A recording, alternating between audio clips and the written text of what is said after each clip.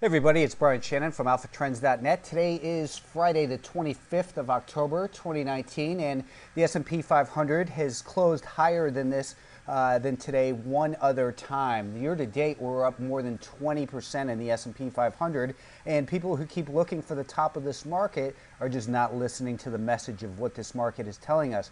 We have had a rising 5-day moving average all week, and the buyers just simply remain in control. There's nothing here that indicates this is a couple weeks ago we were talking about a potential double top. Other people were calling it a double top, but it's only confirmed once it breaks below this point. This would be point A, point B, and point C.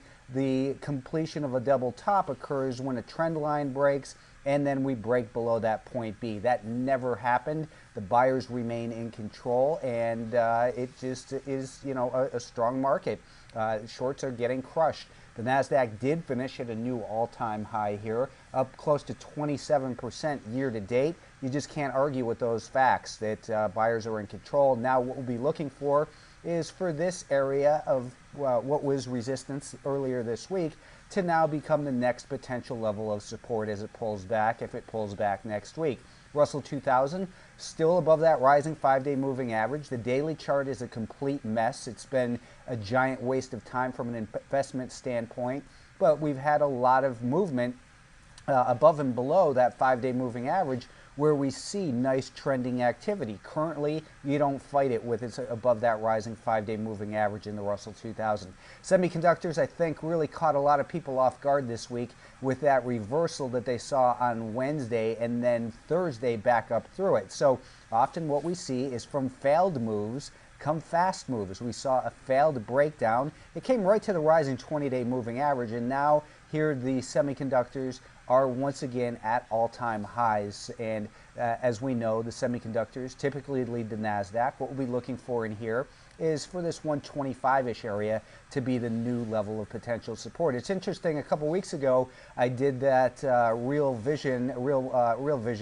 and it was on this day I was talking about the semiconductors. You wouldn't believe the negativity that I heard, that semiconductors were topped out, that they were short, margins are bad, etc. Who cares? Only price pays. That's why we're interested in the market. And now semiconductors are up 45% year to date. Just a crazy good year.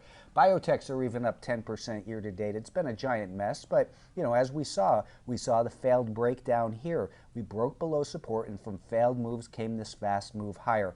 Very similar to what we see actually going on in Bitcoin right now. If you've been looking at my Twitter, I've been talking the last couple weeks about the more we test this level of support, which was the volume weighted average price from that February move, the more likely it is that it was going to drop down. And it did break down. But what we see is an incredible reversal here. From this failed breakdown, what happens is stops are underneath there, shorts get involved, and then if you don't have your stops in place or you're not able to change with the tide, then those shorts pretty much got crushed this just today. So again, you have to be flexible and have your analysis dynamic.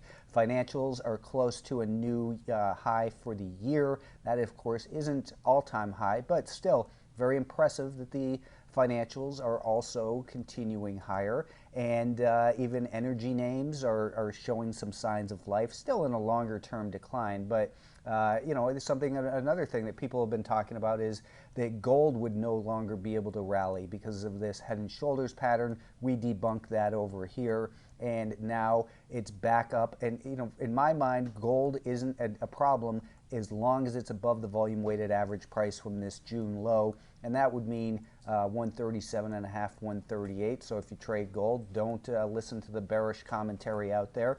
As always, don't listen to any commentary, only listen to price action. Google's about to hit a new all-time high here. Amazon reported earnings, and those guys were down a little bit today. I mean, there was a lot of negative press about it, but look at how strong it closed. Tesla, think about all the negative news on that. How do you think it feels to be short this stock, especially after everyone said it was up too much yesterday? Well, today we saw even a better trending day, just crushing shorts. Twitter, of course, stay away from the garbage. When it gaps down, it's garbage. Stay away from it. There's no such thing as down too much. like we see in Twitter, as long as there's more sellers, and there's no such thing as up too much when you have the stock up another $28 today.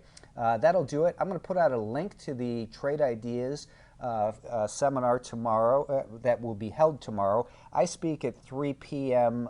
Pacific time, but there's a lot of great speakers before me. I'll be talking about short-term use of the volume weighted average price. You can tune in live or use that link and also check the recording after that's up. So have a good weekend and talk to you soon.